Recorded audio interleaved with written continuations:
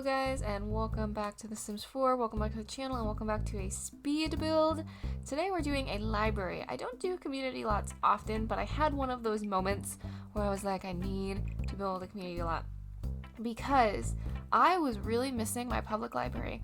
You see, I grew up in the Pacific Northwest predominantly. I spent my summers in the countryside, but I grew up predominantly in the Puget Sound area, which has beautiful magical libraries for the most part. They're usually very wooden. They're usually very if you've ever been to a woodlandsy area with lots of the hewn wood and stuff, a lot of them look like that, and they're very cozy.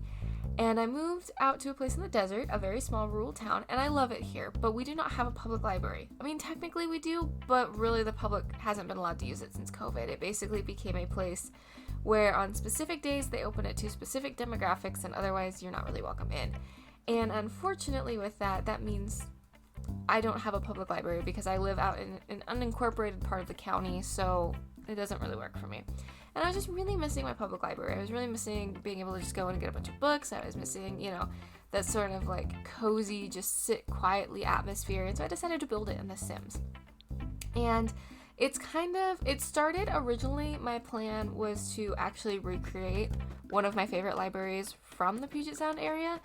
But it had been, first of all, so long since I had been there that I had a little bit of a hard time sort of remembering how the layout actually fit together in a way that made, I remember obviously the bits of it I was in, but I was like, I didn't pay enough attention at the time to know how the back areas would work and stuff, and you really don't need the back areas in The Sims.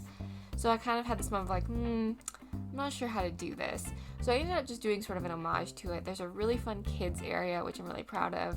Lots of shelving and a whole computer area because that was really prevalent in the libraries I was able to go to as a child. I remember there was they did a lot of classes for older, seniors to do computer literacy classes. They did how to use your phone on the weekend classes kind of thing. Not how to use your phone on the weekend, how to use your phone classes on the weekend for little old people who maybe needed a little bit of help with that. And just they did a ton of classes and stuff like that. And they also usually had the computer room open for people who needed to do job hunting, applications, students who needed to do their homework but maybe didn't have access to a computer. Because when I was finishing school, I was sort of my high school experience was sort of just on the transitional stage where I didn't really need a computer for school, but it was really starting to get prevalent where a lot of classes needed a computer for school. I had one because I was obviously interested in computers and had kind of made that a focus. You would hope, considering my entire degree now is in software engineering. But a lot of kids in my class and stuff didn't need that. So, but nowadays it's really common. I have cousins going through the school system now, and they literally can't complete their homework without computers. And the school system for some grades provides computers they can take home and do their homework on, Chromebooks, but for some they don't, and so that's where the library comes in. So there is a computer room in here. I also put a research station in the computer area, which is specifically a Discover University thing. I don't know how useful that would be. I honestly have not used the research skill in a really long time, but I thought it would be kind of cool if you had a student who was going through the research and debate skill, if they had a place to study that wasn't on campus. Sometimes my favorite thing to do with my friends when I was a university student was to get off campus for a few minutes. I didn't live on campus, but I spent a majority of my time there because I would get up and my first class was at 7 a.m. usually, and then I had classes all day, would get off, and then I'd have an hour to kill for study time, and then I worked on campus. One of my jobs was on campus, so I usually on my long days would get there at 6:30 a.m. and would leave 9 or 10 p.m. that night. So on the days when I didn't have to be there all day, I was very excited to maybe not be there all day, although my campus was beautiful. But nonetheless, I thought it would be fun to have a place for your sim to come and do homework and research and stuff that wasn't at home, wasn't in the dorms, wasn't at the university library, right? Similarly, I really wanted a place where kids could exist. That doesn't seem to be a super prevalent thing. There's no toddler parks really. They're starting to now. As they're adding new worlds, they're starting to add things in for kids and toddlers and stuff. But there's not been a huge push for it in The Sims 4. The Sims 4 is definitely a young adult simulator. And so I really wanted, when I was building this, I was I want a kids area with toys and with some of those fun shelves I'm putting in here. and just like a place where a parent could come and just kind of let their kid be. There's also a playground on this lot, just because it felt necessary. And to be honest with you, again, one of my favorite library growing up. So I was very lucky. I lived it was like a 2-minute drive, but it was like a 10-15 minute walk to my closest library, and it had a playground. So we would often go and get way too many books, but the librarian was awesome, and then go play on the playground and stuff. So I added a playground because I thought it was appropriate. And sometimes if you have a super active kid, like you want to go to the library with your sim, and your kid may be able to play inside for a little while, and then they need to go outside, and it's The Sims, so that's not a concern. You can kind of get away with that. In real life, I would maybe be concerned, but this is The Sims. Everything is lovely. So I really wanted a strong kid area, and there's two really, because there's a little, like a teeny park. It's not really like a park, but there's like a teeny park outside. And obviously, like, this cozy place with the puppet and stuff. I saw, after I built this, I saw on Instagram somebody took a toddler chair, I think it was, and raised it up into that square on the bookshelf and made it so little ones could crawl in there. And oh my lord, was that the cutest thing I've ever seen. I kind of wish I had done it in here. I did not because I didn't know about it, but it was so cute. Oh my goodness. I don't remember now. I wish I had paid more attention at the time when I saw that Instagram post. I just kind of saw it and was like, oh, that's cute. I wish I could go back now. I'll have to look it up because I do wonder if you would need tool mod for that. But what a fun idea. I wish The Sims had thought of that. Although I do get that they very often don't do multifunctional pieces. It's very uncommon. They did a bookshelf TV radio combo in Tiny Living. And I think they did a bookshelf TV combo in Tiny Living too. Like just the two and not the three. And obviously the Murphy beds can be couches and beds. But it's not super common they do that. It's not very common that they like multi-purpose things, and I really wish they would, because it would be really nice, like some of those stools, it would be really nice if they were sittable but also put things onable. Placeable, you know what I mean? Or like those little seats I put in the toddler area. It would be super cool, not so much in this build, but in some of my builds, it would be really nice if that was a chair, but also like a place where some could put food. I recognize that would be significantly more complicated in the code, because you'd have to like watch when they're going to sit. If there's something on there, there'd be more interaction there. But I think it'd be really cool, and I really hope it's something. Oh, I was gonna say they added The Sims 5, but that's been it's not a thing. For those of you who don't know, who maybe watch these very passively and are not super involved in the Sims community, The Sims 5 was announced as not a thing. Basically, the Sims team came out and said we're not going to do a Sims 5, we're just going to keep the Sims 4 alive, which is really cool in some ways and really worrying in other ways. So the thing is part of me is excited because, yeah, I get their point. I have sunk too much time and money into this game, to be honest with you. So I get where they're coming from, where there's like that, hey, we don't want to punish the player base for spending all this money and all this time.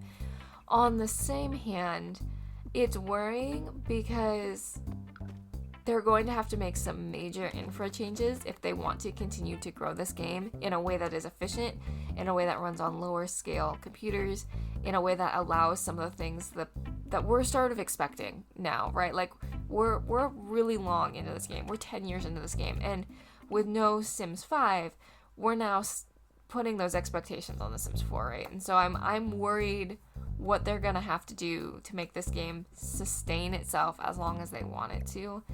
And I know Project Renee is coming out, and that's great. But I'm worried about Project Renee now too, because they were like really focused on mobile. They're really focused on like this like build thing, which is cool. You know me, I love to build. We're talking about a speed build, but I'm a little bit worried. I'm a lot worried. I have concerns. I hope it's a good thing for The Sims. I really do. Here we're working on the circulation desk where the librarian would sit. Probably, honestly, just a normal Sim is going to use that computer, and that's fine, but I wanted the circulation desk because I thought it was like an important feature. I did put some chess tables in. They are a requirement, I believe. Yes, I can see it there, of the library. So in those front windows, it was kind of a cozy little chess area, place to maybe go and sit quietly. Kind of a community space. Libraries can be a community space. just as much as they can be a quiet study space. And I think that's a very important aspect, especially in The Sims, because most of the time when you leave your lot, it's for social. To be honest with you, everything I can do in a library, I can pretty much do on my home lot if I save enough. If I save enough, I can do everything I need to do at a gym, at home, that kind of thing. So a lot of going to community lots is either gameplay, a story play, like, right, making, there's like a storytelling reason for your gameplay in that way, or it is because your sim needs social and you live by yourself. Here I was putting just a little reading nook in this back corner. Again, with all the beautiful windows, we couldn't put shelves down, so I thought what a lovely place to have a little reading nook. The libraries always seem to have like those beautiful little cozy areas where you can curl up with a book. I have a distinct memory of curling up with 2 copies of Diary of a Wimpy Kid with my best friend at the time in elementary school, and it was so funny because her mom literally dropped us at the library and said, I'm going next door, I've got to go do some shopping, you two stay here. And we hung out in the library for a couple hours. It was really fun. It was really interesting though, because we were little, and we were like 4th grade, I think, which, okay, as a 4th grader I felt a very big kid, but like as an adult I'm like, you were wee. But the librarian came over and was like, hey, are you so-and-so and so-and-so? And I was like, yeah. My friend was like, sure. And she was like, so your mom just called from the Home Depot, meaning my friend's mom. And she was like, she wants to know if you have her credit card. And that ended up being a fun, interesting evening where we spent a good portion of our time at the Home Depot trying to find our mom's card, which we did find. It had fallen out of her bag. But like, that was such one of those moments where I was like, I'm such an adult. Oh my goodness, I'm such an adult. And looking back, I was like, I was so wee. Why was I talking to a stranger even though I was a librarian? Oh my goodness. So there's a ton of these bookshelves in here, and honestly, probably not needed. I really would doubt you would need this many bookshelves for gameplay specifically, but I love the way it looks. It really gives that library vibe. And here we're starting in on the computer room. The computer room is very Pacific Northwest. It's very greens. It's very woods. That was the vibe I was going for. Was that very, for those of you who have never been in the Pacific Northwest, I'm trying to figure out how to, like, for those of you who have played Until Dawn, that vibe. Life is Strange has a really good Pacific Northwest vibe. It's rainy and it's evergreen and it's gray. And it, like, I talk about how much I hate gray now because I grew up in the Pacific Northwest and everything is gray. To be clear, some of the prettiest skies are in and around Seattle. And I know that's kind of a joke, but it's also the truth, where it's like, when they're blue, they're really blue. And when they're gray, they're a gorgeous multifaceted gray. The grays I talk about hating is the fact that everyone in the Pacific Northwest paints their house gray. And I'm like, why? If you live in a gray environment, paint your house fun colors. Like, for real. I don't understand why. Now I live someplace that's sunny most of the time. I love it. And when it storms, it storms. It turns out I'm a seasons girl. Didn't know that, which was, I think, probably my biggest bugaboo living in the Pacific Northwest, is there's just not really pronounced seasons, in my opinion. It's sort of just gray, and then you get 2 weeks of summer, and then it's gray again, which is fine. I loved it, but I'm finding a lot of joy in having seasons now. Anyways, I live someplace where it's sunny a lot of the time, is the point I was making, and everyone paints their house pretty colors. There's whites, and there's yellows, and there's blues, and there's greens. There's a pink house in town that I think is the most adorable thing in the world. And it's like bright and happy, and I'm like, why don't they do that in the Pacific Northwest? Why do we all, and like, my family was guilty of it too. Our house technically wasn't gray, it was technically a green, but it was about as green as you could get. So when I say I hate the gray, it's not that I hate gray. It's not that I hate the beautiful gray skies in the Pacific Northwest. It's that I despise the fact that everyone in the Pacific Northwest feels like they gotta paint their house gray. I don't get it. Everything is evergreen and gray. But the trees are gorgeous, and the actual sky is gorgeous. The actual, like, existing in the Pacific Northwest is super pretty. And I loved when places did vibes like we have in this library, where it was lots of wood tones, lots of warm, earthy tones. A lot of public spaces did this. A lot of newer public spaces did this. The very timber theme. For those of you who are familiar, the very Northwest Trek theme. Northwest Trek was a really cool zoo, kind of like a wildlife sanctuary. Kind of in between there, in the Pacific Northwest when I lived there. I don't know if they're still around. I would certainly hope so.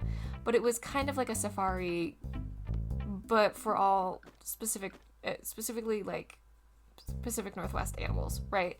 So you would go and you would see like the deer. You would see, like, there was lots of odes to aquatic animals, things like that. It was really fun. It was a beautiful place to be. And it was always drizzly and lovely. But they had very much this vibe of, like, greens and timbers, and you're in the forest, and I dug that. I dig that vibe. And it's not gray. It just makes me so happy. I'm gonna harp on that for the rest of my life. But that was really, like, what we were pulling in this room. So you can see we really leaned into the green. I really like these chairs, too. I think these chairs are from Lovestruck. They're new to me. And I think they're really pretty. They do not look comfortable at all. But really, you probably don't want people hanging out in here, because this is the computer and workroom. Oh, also, I did leave a desk empty, because if your kiddo needs to do homework, I don't think they can do homework at a desk with a computer. They need an empty desk. So I went ahead and left a desk empty so that, whatever you needed to do, you could do. There's also a fair amount of open floor, so if your sim needs a place to do a school project, that would also work here. Although I don't know if other sims will, like, invade that, so be mindful of that. But I did try to make this place also somewhat usable. I did put the Bigfoot plushie in here because, again, we're going with a very strong theme. And I'm redoing the kids area just a little bit, just adding some stuff. Lots of trees. I cannot remember if I cut it out or not. My instinct is to say I didn't, so we'll get to see it. But I did add 2 non-gender specific bathrooms. They're open to anybody at any time, but there are 2 of them, which some people tend to say, like, well, that's gendered. No, they're you can use either. I just did 2 because I don't know if anyone else has this problem in this game, but my Sims needs tend to go down all at the same time, so I am often in need of a 2-bathroom house, and I'm often in need of multiple bathrooms on a lot, or one of those bathroom blocks where, like, it doesn't really matter. But since I did actual bathrooms in here, I decided to do 2 of them just so that there were options. It made sense in a public space, but they're not gendered. And thinking about it now, probably should have put a changing table in each of them, but I didn't. So maybe before I upload it on the gallery, I'll put a changing table in. That would have been a good thing. It's funny because I don't play with infants super often. I don't think about the infant stuff very often, which I really should think about them, because especially in an area like this where I've specifically built it to bring kids, you're probably going to bring your toddlers, but also your infants and things. So maybe before I upload it, I'll go ahead and put a toddler infant changing table in there. Also, I went ahead and decorated the top of some of the shelves, but I tried to be really careful about that because I didn't want to affect gameplay. But I've always really liked that look. Some of the libraries that I frequented had, like, display pieces on top. My library at school was really cool because it always had student art in there. I actually had an art piece in there for a while. It was pretty cool. It was pretty neat. There was, like, a little gallery wall and stuff. So I went ahead and just stuck some things up on some of the shelves. I was trying to be mindful of not sticking things up on shelves that were, like, out in the middle as much, because kids running around, you don't want things to fall down and hurt them. I know this is The Sims, but these are the things that, you kind of think about. And then I put some of these fun, funky lights around, trying to, like, warm the place up a little bit, make it, a little bit cozier, especially if we're going to be playing kind of gray days, cozy days here soon with the fall. I wanted it to feel very warm. My favorite thing in real life and my favorite thing in games is when they capture that feeling of, like, coming inside after a rainy day and you're, like, cold and you're wet and you've done, like, a hard day's work or whatever, and you come in and you're like, it's warm. It feels like a hug. You can kind of, like, take your coat off, get dried up, go sit somewhere cozy and do something cozy. I was trying to make sure that this library was that. So a sim could come in freezing cold and be like, it's warm and it's cozy and this is a place to hang out today. Especially in the winter months when, like, maybe the kiddos can't be outside, or, you've been playing your Sims for a while and you realize you haven't left the lot in, like, 28 in-game sim days. I get really bad about that, where I won't leave the lot for forever, and then I'm like, why am I getting kind of bored with this save? And it's like, well, Amanda, perhaps it's because you haven't left the lot in 3 generations and you need to. So I've been trying to make more of a point to leave my lot, and I've been trying to make more of a point to move lots occasionally as well. Put a dumpster in the back, not entirely necessary, but helpful for gameplay. You can find a lot of stuff in dumpsters, especially if you're playing eco lifestyle. I like putting dumpsters in, especially because this is not the eco lifestyle world. We're playing in Windenburg, I think is where I built this. You can put it wherever, but built it in Windenburg. Windenburg doesn't have dumpsters. Obviously, it came after Eco Lifestyle, and it's not part of the Eco Lifestyle pack, so I enjoy putting dumpsters in where they aren't before, because it just makes it easier. You can play Eco Lifestyle in different worlds. It's fun to play Eco Lifestyle in Evergreen Harbor because the world obviously changes as you do good things. Having said that, though, sometimes you just want to be a maker who doesn't live in a shipping container, you know?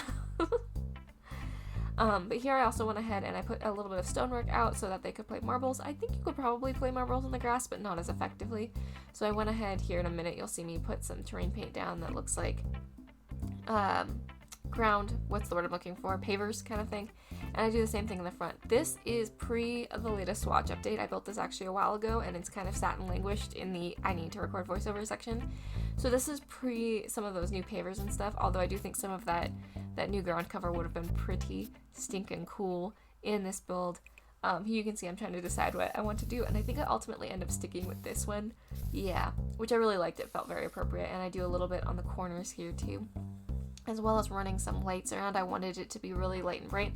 Again, that's more of a, it's not really necessary thing because in The Sims there's not creepers and stuff, but I was just thinking, like, if I'm gonna have a place for kids to play, if I'm gonna have kids on my lot and stuff, I really want it to be light and bright and make sure it looks like a fun, safe place to be. Here I've got benches, and I really wanted to do those mushroom caps. Now those are stools, so the kids aren't gonna actually play on those, but they were too darn cute to leave off the build. So there's 3 little stools. In real life, kids would like absolutely be bouncing on those, right? Like they'd be jumping in between them and probably hurting themselves because of the concave shape or convex shape. I don't remember now. You know what I mean, like the top's domed. So, and I put a monkey bar and a swing, just some simple green ones, to match kind of the vibe that we were going for, and to just match sort of the, like, this is a municipal park, you know, my patented weeds around the thing to make them look like they, you know, are stuck into the ground here, and lots of that fun, fluffy ground cover that I sort of associate with the Pacific Northwest, because everything in the Pacific Northwest is very lush and ground covery and pretty, and that very sort of kind of evergreeny color. Yep, here I am adding just a little bit more to the stonework. Usually I would place like actual tiles there, but I wanted it to kind of match in with the paving on the side there. That's the word I was looking for. And just adding a little bit of dirt here and there, trying to make it look like maybe the sand is creeping its way in or out. I always like sand for a playground because it's safer for kids. I should really look and see if there's one that looks like crushed tires, because that was really common where I lived, wood chips and crushed tires for playgrounds, which wood chips were awful. Oh my Lanta, I don't know who decided kids get wood chips. Those hurt. I had more splinters. And then like around the time I was too old to like be messing with stuff, although you're never really too old to play at a playground, but around the time that it was sort of like, playgrounds were less a big part of my life, they started switching to the crushed tires. And that was really cool, except for on the like 2 weeks a year where it got hot. Then it gets hot. So, you know. And some places have that like rubber mat stuff that is like crushed tires, but it's been like compacted into like a floor. And that stuff is just rug burn central. Just rug burn central. It was really cool where I lived, though, I'll be honest with you. And it's something I don't see in The Sims, a way to really recreate. I was very lucky to grow up in a place, too, where we had the big wooden sets still, the big wooden play sets. There were several parks that had, like, the big sprawling, they look like castles. And again, Splinter Central, but absolutely gorgeous. They've pulled most of them out now, as far as I'm aware, pretty much across the country. But those, if you could find one of those big sprawling wooden sets where, you know, they were huge and they were sturdy and you could climb all over them, those were and always will be my favorite. Those, especially the ones near the water where they had gotten that kind of like aged vibe, those were tops. But anyways, guys, we're going to the screenshots, and I've been mumbling at you for a while. This made me just like the littlest bit homesick, which is funny because I've been here 6 years and I love where I live now. But sometimes you just long for a place you lived for a really long time, and I lived in the Pacific Northwest for a little over 20 years. So, I'm homesick now. That's sweet. I love this build. I hope you guys like this build as much as I love this build. This build was so much fun, and now I want to go to a public library. And I'm so excited my Sims have a public library to go to, a cozy place to hang out with their kiddos. There's something magic in that. Alright, I'm gonna go. I'm blathering. I hope you're having a great day and you're feeling loved. And if you're not feeling loved, please know that I love you. I'm glad you exist. I'm glad you're here hanging out. You make the world a better place just by being you. I next should see you in Minecraft, I think, and then another speed build. I gotta get some spooky season builds going, I think. Maybe. We'll see. We'll see how it goes. But anyways, guys, I love you and I'll talk to you soon. Bye! Mwah.